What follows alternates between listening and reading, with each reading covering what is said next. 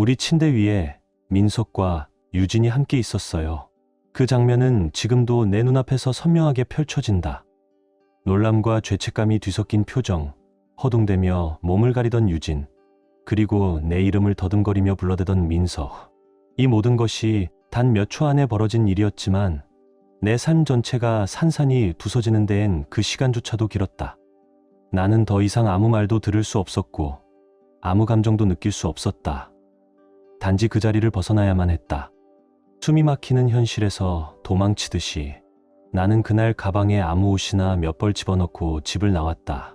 그리고 그날 이후 나는 내가 알던 모든 세계와 결별해야 했다. 사람들은 흔히 말한다.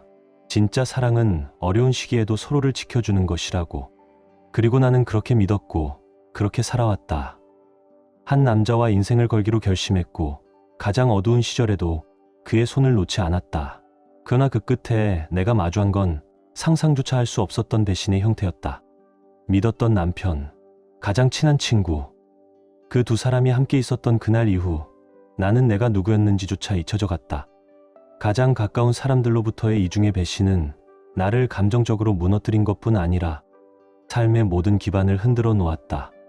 도망치듯 찾아간 엄마 집, 며칠간 침대에서 나오지도 못한 채 울기만 하던 나, 그리고 천천히 드러나기 시작한 진실들, 6개월 전부터 이어진 불륜, 이미 3개월 차에 접어든 유진의 임신, 그리고 아이를 갖기 위해 수많은 시도를 했던 내 시간들은 무참히 조롱당하고 있었다.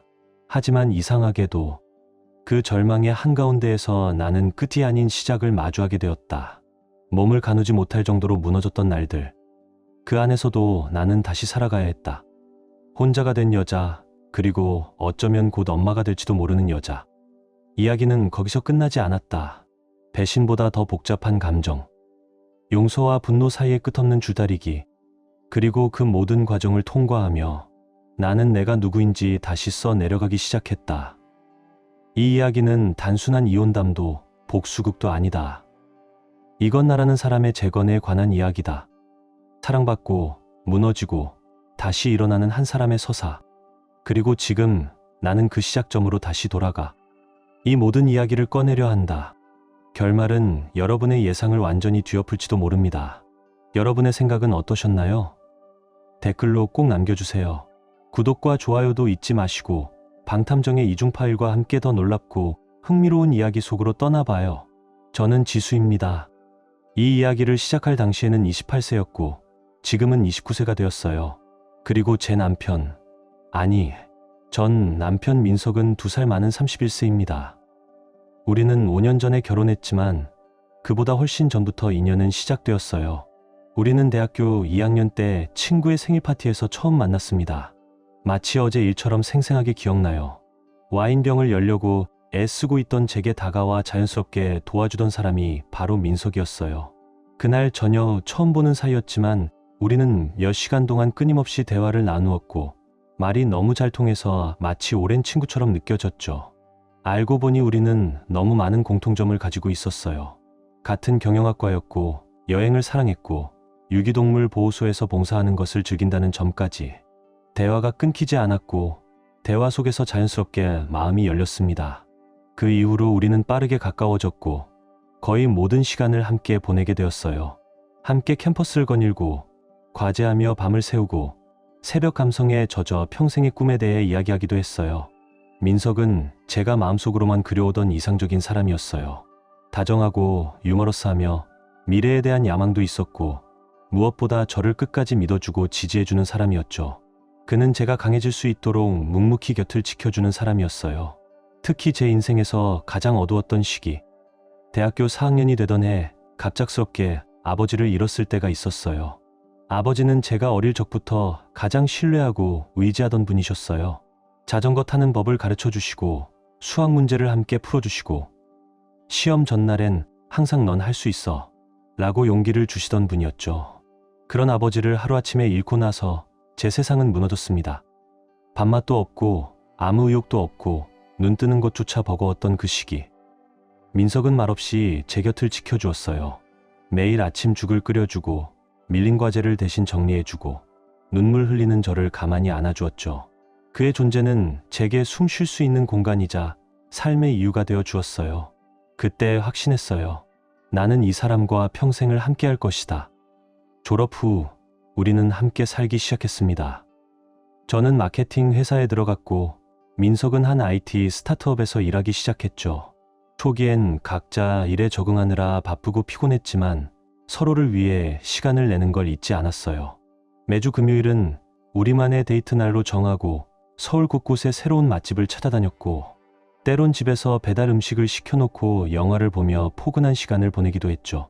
그렇게 사랑을 키워가던 중 사귄 지 2년쯤 되었을 무렵 민석은 깜짝 여행을 준비했습니다. 봄 햇살이 따스했던 어느 날 한적한 공원에서 피크닉을 하던 중이었어요. 노을이 질 무렵 그는 조용히 제 앞에 무릎을 꿇고 작은 반지를 내밀며 말했어요. 지수야, 내 인생에 너밖에 없어. 결혼해 줄래? 눈물과 함께 네. 라고 대답했던 그 순간을 저는 아직도 생생히 기억합니다. 1년 뒤 우리는 가족과 소수에 가까운 친구들만 초대한 작고 따뜻한 결혼식을 올렸어요.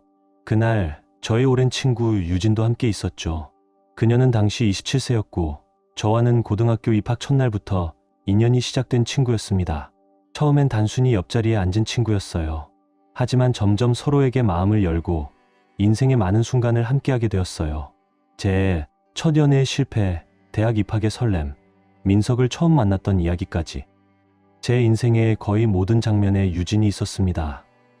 결혼식 날 유진은 축사에서 우리가 어떤 친구인지 그리고 제가 민석을 만난 이후 얼마나 행복해 보였는지를 이야기해 주었어요. 저는 유진을 단순한 친구가 아닌 언니처럼 의지했던 인생의 반쪽 같은 존재라고 여겼어요.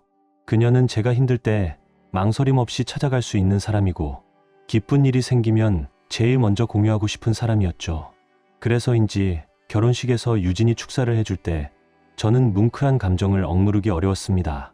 그 순간만큼은 모든 것이 완벽했고 이 세상에서 제가 가장 행복한 사람이라고 생각했어요. 결혼 후 처음 몇 년 동안은 정말 꿈만 같았어요. 우리 둘 다 직장에서 점점 인정받기 시작했고 몇 년의 저축 끝에 드디어 서울 외곽에 작은 신혼집을 마련할 수 있었죠.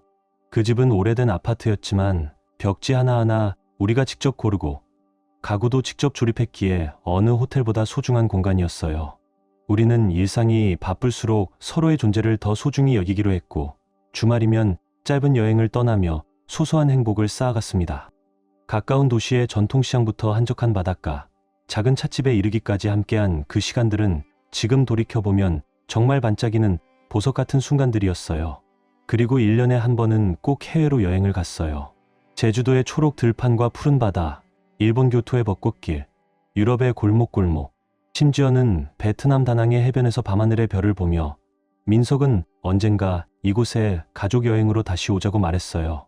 그 말을 들으며 아, 이 사람과 함께라면 어떤 미래든 괜찮겠구나 하는 믿음이 들었죠. 그러다 약 2년 전 우리는 서로를 바라보며 자연스럽게 같은 생각을 했어요. 이제 우리도 아이를 가질 준비가 된 것 같아.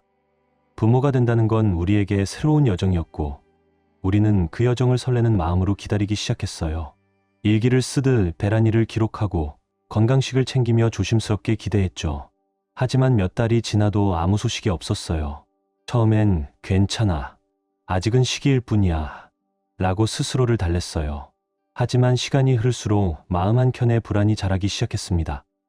1년이 지나도록 변화가 없자 결국 우리는 난임 전문 병원을 찾기로 했어요. 수많은 검사 끝에 저는 다낭성 난소증후군 PCOS 진단을 받았어요. 의사 선생님은 이 질환이 자연 임신을 어렵게 만들 수는 있지만 절대 불가능한 건 아닙니다. 조기에 치료하고 꾸준히 관리하면 좋은 결과를 기대할 수 있어요. 라고 차분히 설명해 주셨습니다. 그 말에도 불구하고 저는 벽 앞에 선듯 멍해졌어요. 아이를 갖는 건 당연한 과정이라 믿어왔는데 마치 내 몸이 나를 거부하는 듯한 느낌이었어요. 무기력함과 자책이 동시에 몰려왔고 민석에게 미안한 마음이 커졌습니다. 그는 잘못이 없는데 내가 부족한 사람처럼 느껴졌거든요. 그런 제 마음을 민석은 너무나 따뜻하게 감싸주었어요. 자연 임신이 아니어도 괜찮아. 우리는 함께 방법을 찾아갈 수 있어. 그는 입양도 시험관 시술도 뭐든 함께 하겠다고 말하며 저를 닥치지 않았어요. 오히려 제가 또다시 실패에 눈물을 흘릴 때마다 말없이 손을 잡아주고 너 혼자가 아니야. 우리 함께야. 라고 조용히 말해줬죠. 그 순간순간이 제게는 커다란 위로였고 역시 이 사람이라면 어떤 고난도 함께 이겨낼 수 있다는 믿음이 다시 생겼습니다. 그 과정에서 제 곁을 묵묵히 지켜준 또 한 사람이 있었어요. 바로 유진이었죠. 유진은 제가 슬퍼할 때마다 아이스크림과 영화를 들고 불쑥 찾아왔어요. 뭐든 내가 편할 때 말해. 그냥 같이 있어줄게. 그녀는 불필요한 질문을 하지 않았고 오히려 제가 말하고 싶어질 때까지 기다려 주었어요. 그 조용한 배려가 오히려 제 마음을 더 열리게 했어요.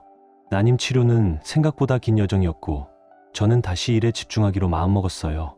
그 덕분인지 마케팅 팀장으로 승진할 수 있었고 민석 또한 그가 다니던 스타트업에서 팀 리더로 성장하며 바쁜 나날을 보냈습니다. 서로 퇴근이 늦고 함께 저녁을 먹는 날도 줄어들었지만 그래도 저는 그 바쁜 일상 속에서도 여전히 우리는 같은 방향을 향하고 있다고 믿었어요. 서로 지쳐도 손을 놓지 않고 함께 가고 있다고 생각했거든요. 그땐 정말 아무것도 의심하지 않았어요.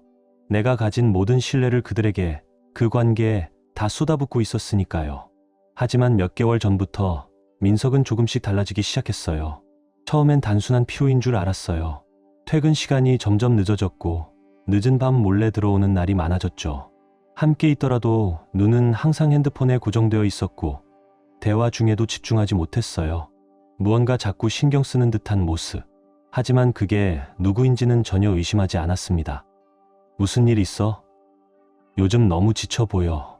저는 조심스럽게 물었지만 민석은 짧게 웃으며 대답했어요. 그냥 일이 많아서 그래. 신경 쓰지 마. 그 말을 들었을 때도 저는 정말 그 말을 믿고 싶었어요. 그동안 저를 지지해 주던 사람이니까, 믿음이 당연하다고 생각했으니까요. 그 불안한 마음을 유진에게 털어놓은 것도 그 즈음이었어요. 그녀는 제 얘기를 조용히 들어주며 고개를 끄덕였어요. 아무래도 요즘 회사가 많이 바쁘다고 했잖아. 스트레스 때문일 거야. 너무 몰아붙이지 말고 계속 대화를 시도해봐. 그녀는 언제나처럼 침착하고 사려 깊었어요.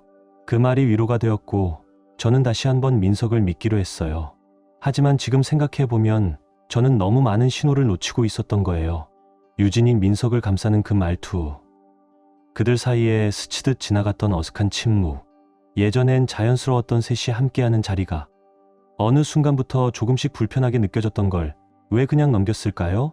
그리고 지난주 모든 것이 무너져 내린 그날이 왔어요. 출장을 다녀오던 날이었어요.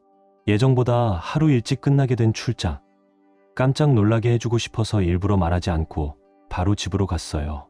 그동안 바빠서 함께 저녁을 먹은 지도 오래됐고 저는 그날만큼은 다시 예전처럼 함께 웃고 싶었어요. 현관문을 열었을 때 익숙한 냄새와 함께 들려오는 작은 웃음소리, 그리고 우리 침대 위에 민석과 유진이 함께 누워 있었습니다. 그들의 몸이 포개져 있었고 그 순간 제 심장은 멈춘 듯 했어요. 그 순간은 지금도 잊히지 않아요. 놀람과 죄책감이 뒤섞인 그들의 표정, 허둥지둥 몸을 가리려는 유진, 당황한 듯 내 이름을 더듬거리며 부르는 민석.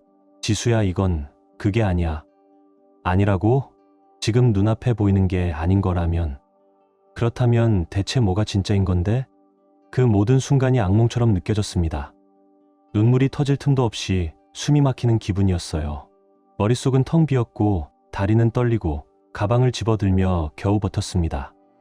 나는 아무 말도 하지 않고 옷 몇 벌만 챙겨 문을 닫고 그 집을 나왔어요. 그 문을 닫는 순간 무언가 영원히 끝났다는 걸 직감했죠. 그 후 일주일 동안 저는 엄마 집에서 지냈어요. 그 일들을 어떻게 받아들여야 할지, 도대체 어떻게 다시 숨을 쉬어야 할지 알 수 없었어요. 그리고 차츰 밝혀진 진실들. 민석과 유진은 6개월 전부터 관계를 이어오고 있었대요. 시작은 제가 참석하지 못한 어느 술자리에서의 우발적인 실수였다고 했지만, 만약 정말 실수였다면 왜 그 후에도 계속 만났던 걸까요? 둘은 죄책감에 시달렸다고 말했지만 그 죄책감 속에서도 끊임없이 서로를 찾았다는 사실이 저를 더욱 미치게 했습니다. 제 눈을 피해서 제게 거짓말을 하면서까지 그들은 그 관계를 선택했어요. 그리고 가장 충격적인 건 유진이 이미 임신 3개월이라는 사실이었어요. 저는 불임 치료를 받으며 아이를 갖기 위한 수많은 노력과 눈물을 견뎌왔는데 그녀는 조용히 제 남편의 아이를 품고 있었던 겁니다. 그 사실을 들었을 때 세상이 다시 한번 무너졌어요. 유진이 제게 위로의 말을 건넬 때마다 그녀의 뱃속에는 이미 그 사람의 아이가 자라고 있었다는 걸 상상하니 분노와 절망이 뒤섞여 숨조차 쉴 수 없었습니다. 괜찮아, 지수야. 언젠가 좋은 소식이 올 거야. 그 말이 이제는 조롱처럼 들려요. 내가 믿었던 모든 것이 무너졌어요. 내 삶을 함께 나눈 남편, 내 가장 친하고 오래된 친구, 그 두 사람이 가장 잔인한 방식으로 나를 배신했어요. 그날 이후로 나는 나 자신에게 한 가지 약속을 했습니다. 절대 다시는 누구에게도 나를 저버릴 기회를 주지 않겠다고. 나는 감정이 마비된 듯 멍해졌다가도 갑자기 터질 듯한 분노와 모든 것이 끝났다는 절망감이 번갈아 나를 집어삼켰어요. 어떻게 나한테 이럴 수 있어? 가슴 깊은 곳에서 터져나오는 이 말은 누구에게 들리길 바란 것도 아니었고 답을 듣고 싶은 질문도 아니었어요. 그저 무너진 마음의 비명이었죠. 분명 신호들은 있었다. 어딘가 어긋났던 말투, 눈을 피하던 시선, 이유 없는 야근과 핸드폰 비밀번호 변경. 그때 나는 왜 알아채지 못했을까? 하지만 그걸 이제 와서 안다고 해도 상처가 덜해지는 건 아니었어요. 그 어떤 설명도, 그 어떤 사과도 내 안의 배신감을 치유할 수 없었습니다. 민석은 필사적으로 용서를 구했어요. 진짜 한순간의 실수였어. 지수야, 제발 다시 얘기하자. 나는 널 사랑해. 그건 변하지 않았어. 우리 다시 시작할 수 있어. 그는 매일같이 문자와 음성 메시지를 보냈고 심지어 엄마 집 앞까지 꽃다발을 보내며 애원했어요. 하지만 저는 이제 그 목소리를 들을 힘도 그 마음을 헤아릴 이유도 없었어요. 그리고 유진, 지수야 정말 미안해. 나도 믿기지가 않아. 어떻게든 바로잡고 싶어. 기회만 준다면 제발. 하지만 그들의 말은 공허했어요. 더 이상 제게 어떤 울림도 주지 않았고 그저 상처를 반복하려는 손짓처럼 느껴졌죠. 나는 결심했어요. 더 이상 그들과 섞인 공간에서 숨 쉬고 싶지 않았어요. 그래서 곧바로 이혼 전문 변호사를 찾아갔습니다. 다행히도 공동 명의의 재산은 신혼집 한 채뿐이었어요. 그 집을 정리하고 각자의 몫으로 나누기로 방향을 잡았습니다. 하지만 그 집에서 다시 살아야 할지도 모른다는 생각만으로도 속이 울렁거리고 숨이 막힐 것 같았어요. 그곳은 이제 더 이상 추억의 공간이 아닌 배신의 흔적으로 가득 찬 장소였으니까요. 2달이 흘렀습니다. 그동안 수없이 많은 서류를 검토하고 변호사와의 상담을 반복하며 감정보다 현실을 우선해야 하는 싸움을 이어갔어요. 그리고 마침내 저는 민석과의 이혼을 공식적으로 신청했습니다. 처음엔 감정이 너무 무뎌져서 과연 이게 맞는 걸까 하는 혼란도 있었어요. 하지만 시간이 지나면서 마음은 점점 선명해졌죠. 이 결혼은 끝났다. 나는 다시는 그를 같은 눈으로 볼 수 없을 것이다.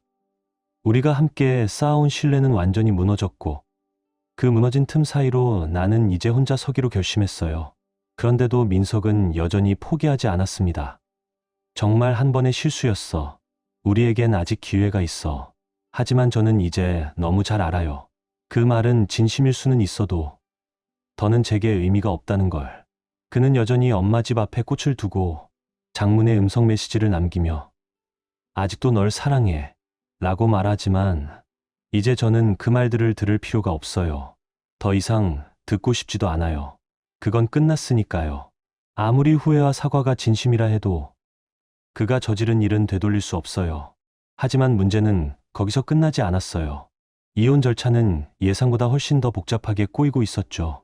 민석은 제 개인 저축금까지 공동재산으로 인정해달라고 주장했습니다.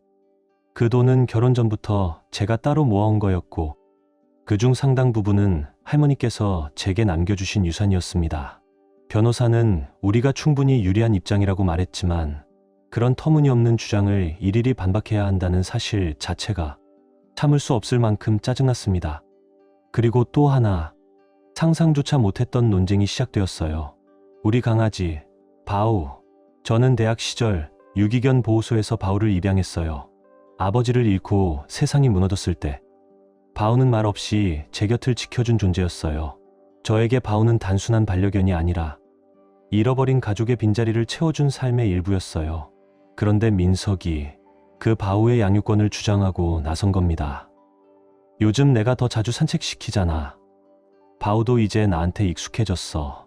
순간 웃음도 분노도 나오지 않았어요. 그가 정말 바우를 원해서인지 아니면 단지 저를 더 괴롭히기 위해 그러는 건지 헷갈렸죠. 이건 단순한 강아지 한 마리의 문제가 아니라 저의 마지막 남은 평온까지 빼앗으려는 것처럼 느껴졌습니다. 그리고 유진. 나는 유진을 완전히 차단했다. 번호를 지우고 메시지 알림을 꺼버렸다. 그녀의 이름조차 보고 싶지 않았다. 하지만 유진은 집요하게 연락을 시도했다. 울먹이며 남긴 음성 메시지. 지수야, 정말 미안해. 나도 이렇게 될 줄 몰랐어. 제발 한 번만 얘기하자. 그리고 밤낮 없이 이어지는 문자들. 내가 어떻게든 잘못을 바로잡을 수 있도록 기회를 줘. 내 말이면 뭐든 들을게. 하지만 나는 더 이상 그녀의 목소리조차 듣고 싶지 않았다. 그 모든 말들은 이미 늦었고 그 어떤 변명도 제게는 다시 상처를 주는 칼날이었어요. 그래서 나는 그녀의 번호를 영구 차단했고 SNS 계정에서도 모든 흔적을 지워버렸어요. 내가 몇십 년 동안 함께 온 친구를 그렇게 하루아침에 내 삶에서 지워야 했다는 사실이 참담하고도 슬펐습니다. 그보다 더 고통스러웠던 건 다른 친구들의 반응이었어요. 우리의 친구들 대부분 대학 시절부터 알고 지낸 이들, 결혼 후 함께 모임을 가졌던 부부 친구들, 그들 중 일부는 중립을 말하며 조용히 뒤로 물러났고 또 어떤 이들은 대놓고 유진과 민석의 편을 들고 있었어요. 그들도 사람이잖아. 실수할 수도 있지. 사실 내가 너무 완벽해서 민석이 힘들었을 수도. 그 말들을 듣는 순간 나는 진심으로 사람에 대한 기대를 내려놓게 되었어요. 같이 웃고 울었던 사람들조차도 진짜 내 편은 아니었단 걸 뼈저리게 느꼈습니다. 그래서 나는 그 집을 떠났어요. 모든 기억과 사람들로부터 멀어지고 싶었어요. 도시 반대편, 아는 사람 하나 없는 동네의 작은 원룸. 한쪽 벽은 낡았고 창문은 바람이 조금 샜지만 그 공간은 오롯이 나만을 위한 공간이었어요. 처음엔 너무 낯설고 밤이 되면 쓸쓸해서 불도 못 끄고 잤지만 이상하게도 그 쓸쓸함이 조금씩 편안함으로 바뀌기 시작했어요. 내가 직접 고른 커튼을 달고 이불을 새로 사고 향초 하나를 켜는 것만으로도 조금씩 나라는 사람을 다시 찾는 느낌이었어요. 그리고 나는 일에 몰두하기 시작했어요. 현실을 잊기 위해서, 그리고 내가 할 수 있는 것을 증명하고 싶어서. 야근도 마다하지 않았고 동료들이 꺼려하던 프로젝트도 자처해서 맡았어요. 그 덕분인지 지난달 마케팅 디렉터로 승진하게 되었죠. 회사에서는 제가 법률 상담이나 심리치료 일정이 있을 때 유연하게 일할 수 있도록 배려해 주었어요. 그 따뜻함이 생각지도 못한 위로가 되었죠. 그리고 상담. 처음엔 단순한 호기심으로 문을 두드렸지만 전문 상담사와의 대화 속에서 나는 차츰차츰 내 안의 감정들을 꺼내게 되었어요. 억누르고 감춰왔던 분노, 자책, 상실감, 그리고 두려움. 그 모든 것들을 하나씩 정리하다 보니 결국 내가 가장 잃고 있었던 것은 자신에 대한 믿음이었다는 걸 알게 되었어요. 누군가를 믿는다는 것은 결국 나 자신을 믿을 수 있을 때 가능한 일이라는 것도요. 그리고 바로 그때 예상치 못한 기적이 찾아왔어요. 나는 임신했다. 처음엔 배가 살짝 더부룩한 느낌이었어요. 그저 피곤해서 생리 주기가 늦어진 줄 알았죠. 하지만 며칠이 지나도 그대로였고 무언가 느낌이 이상했어요. 혹시나 하는 마음에 테스트기를 들었고 그 결과는 선명한 2줄. 의사에게 진단받은 결과 지금 저는 임신 10주 차랍니다. 시간을 따져보니 이 아이는 제가 진실을 알기 직전 생긴 아이였어요. 그 순간의 기분은 한 단어로 설명하기 어려웠습니다. 기쁘고 벅차고 동시에 너무나도 무서웠어요. 그토록 원하던 생명이었고 수없이 좌절하던 끝에 내게 찾아온 기적 같은 존재였지만 그 아이를 둘러싼 모든 상황이 너무나도 복잡하고 감정적으로 버거웠어요. 내가 진짜 기뻐해도 되는 걸까? 이 아이는 축복 속에 자랄 수 있을까? 수많은 질문이 마음속을 맴돌았고 그 어떤 감정도 쉽게 정의할 수 없었어요. 하지만 분명한 한 가지는 있었습니다. 나는 이 아이를 지키고 싶다. 나는 지금 어떤 감정을 느껴야 할지 모르겠다. 혼자가 되는 것이 두렵다. 이 아이를 혼자 키워야 한다고 생각하면 솔직히 말해 무섭다. 기적처럼 찾아온 생명인데 그 기쁨조차 이 모든 상처로 인해 온전히 느낄 수 없다는 게 서글펐다.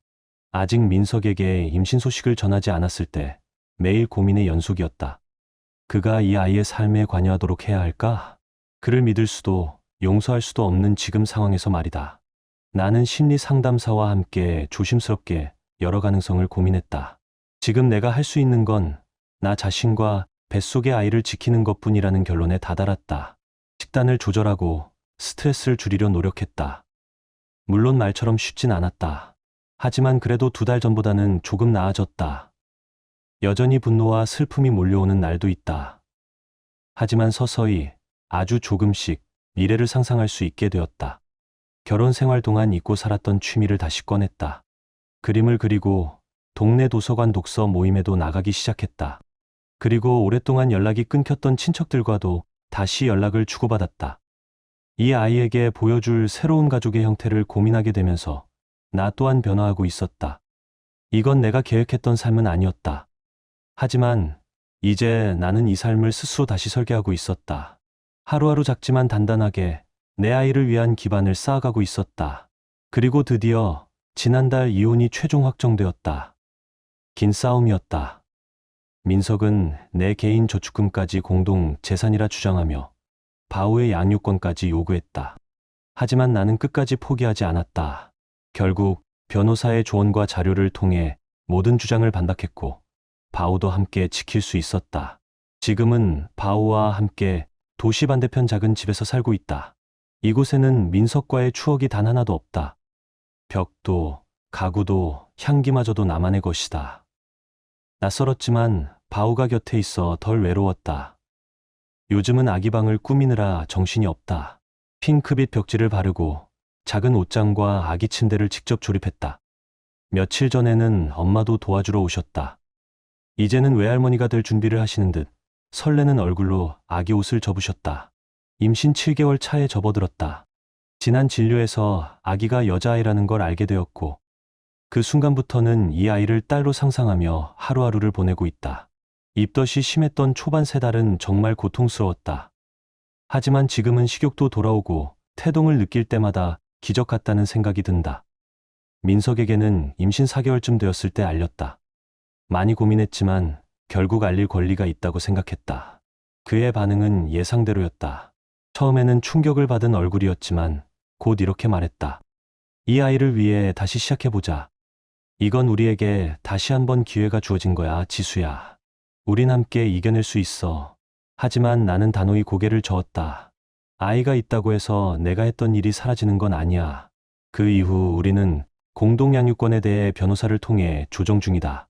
출산 후 양육 일정, 의료 결정, 교육 방침 등 하나하나 감정을 배제한 채 조율하고 있다. 아이를 위해서 최소한의 존중은 유지해야 하니까. 그러나 그의 얼굴을 마주하는 것만으로도 여전히 숨이 턱 막히는 건 어쩔 수 없다. 2달 전 유진은 아들을 출산했다. 나는 그 아이를 보지 않았고 볼 생각도 없다. 그리고 최근 공통된 친구를 통해 듣게 된 충격적인 소식. 민석이랑 유진 아직도 함께 있다더라. 예상했던 일이었다. 그래도 한동안 생각이 많아졌다. 그들이 한 집에서 아기를 키우며 새로운 가족을 꾸리고 있다는 사실은 내게 씁쓸한 감정을 안겨주었다. 하지만 너는 그들의 선택에 상처받지 않기로 했다. 내가 바꿀 수 없는 일이라면 최소한 내 반응만큼은 조절하자고 다짐했다. 그 후 나는 작은 집을 샀다. 대출도 있었고 걱정도 많았지만 지금 이곳은 나와 딸을 위한 새로운 시작의 공간이 되었다. 일도 순조롭게 풀리고 있다. 마케팅 디렉터로 승진해 팀을 이끄는 리더가 되었고 동료들은 나를 진심으로 응원해준다. 지난주엔 그들이 베이비 샤워 파티를 열어줬다. 그날만큼은 과거를 잊고 온전히 아이만을 생각하며 웃을 수 있었다. 심리 상담도 계속 이어가고 있다. 어떤 날은 여전히 분노가 치밀지만 6개월 전의 나와는 비교할 수 없을 만큼 단단해졌다. 그리고 최근 나는 다시 누군가를 만나기 시작했다. 가볍게 식사를 하고 산책을 하며 이야기를 나누는 정도다. 지금은 진지한 관계를 원하지 않지만 다시 누군가를 믿어볼 수 있다는 사실이 내 마음을 조금씩 회복시켜주고 있다. 그리고 나는 깨달았다. 세상에는 여전히 좋은 사람들이 있다는 것. 그리고 나도 그 사랑을 받을 자격이 있다는 것을. 엄마와의 관계도 어느새 더 깊어졌다. 이 모든 일이 시작되었을 때 엄마는 어떤 말보다 먼저 따뜻한 침묵으로 나를 감싸주었다. 내가 울 땐 조용히 등을 토닥여주고 잠 못 드는 밤엔 말없이 차를 끓여주셨다. 새 집을 구하겠다고 했을 때도 퇴근 후 피곤한 몸을 이끌고 부동산을 함께 돌며 이 집은 햇빛이 참 잘 드네. 아기 키우기엔 이 동네가 훨씬 낫겠다. 말을 아끼며 끝까지 내 곁을 지켜주셨다. 우린 원래도 가까운 사이였지만 이번 일을 겪으면서 나는 알게 되었다. 진짜 가족이란 내가 망가져도 끝까지 손을 놓지 않는 사람이라는 걸. 엄마는 요즘 손녀를 맞을 준비로 바쁘다. 작은 옷들, 턱바지, 딸랑이 장난감, 이미 세탁까지 마친 아기 옷이 서랍 가득 쌓여 있다. 어림잡 봐도 우리 아기가 한 해를 다 살아도 다 입지 못할 정도다. 그리고 잊고 지냈던 사람들과의 작은 재회도 시작되었다. 고등학교, 대학교 시절 친했던 친구들, 결혼 이후 멀어졌던 이름들을 다시 핸드폰에 저장하면서 나는 문득 이런 생각이 들었다. 내가 사랑에 빠졌다는 이유로 너무 많은 소중한 관계를 놓쳤구나. 그중 한 명은 대학교 시절 룸메이트였다. 내가 연락을 먼저 하자 놀랍게도 바로 답장이 왔다. 지수야, 그동안 정말 연락 못해서 미안해. 괜찮아? 그녀는 주말 비행기를 타고 날아와 아기방 꾸미는 걸 도와주며 이렇게 말했다. 넌 여전히 예전 그대로야. 강하고 따뜻하고 사랑이 많은 사람. 그 말을 듣는 순간 나는 알았다. 민석과 유진만이 전부가 아니었다는 걸. 내 곁에는 여전히 나를 진심으로 아껴주는 사람들이 있다는 걸. 시간이 흘러 이제 출산이 코앞으로 다가왔다.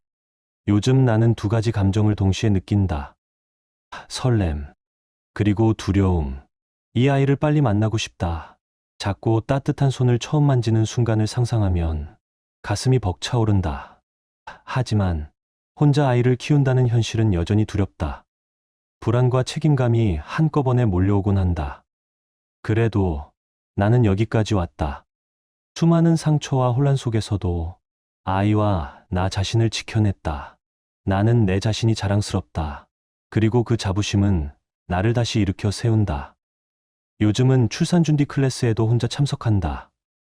옆자리에는 함께 온 부부들이 많다. 같이 호흡법을 배우고 태교 음악을 듣는다. 그들을 보며 내가 원했던 그림과는 정말 다르구나 하는 생각이 들기도 했다. 하지만 이내 마음속에서 또 다른 목소리가 들려왔다. 그렇다고 내가 덜 좋은 엄마가 되는 건 아니야. 나는 이 아이를 최고의 사랑으로 키울 준비가 되어 있다. 비록 모든 걸 혼자 감당하더라도 말이다. 나는 이 아이의 엄마가 될 것이다. 그리고 단 하나는 확실하다. 나는 더 이상 무너지지 않는다. 민석은 여전히 말한다. 산부인과 검진에 함께 가고 싶다고, 출산 때 곁에 있고 싶다고도 했다. 그 말을 들을 때마다 내 안에서 복잡한 감정이 뒤엉킨다. 한편으로는 그는 아이의 아버지이고 이 순간을 함께하는 것이 맞을지도 모른다는 생각이 든다. 하지만 또 한편으로는 그에 대한 상처와 분노는 아직도 내 안에 깊이 남아있다. 출산이라는 가장 힘든 순간에 그의 얼굴을 마주하고 싶지 않다. 그래서 지금 심리 상담사와 함께 계속 고민하고 있다.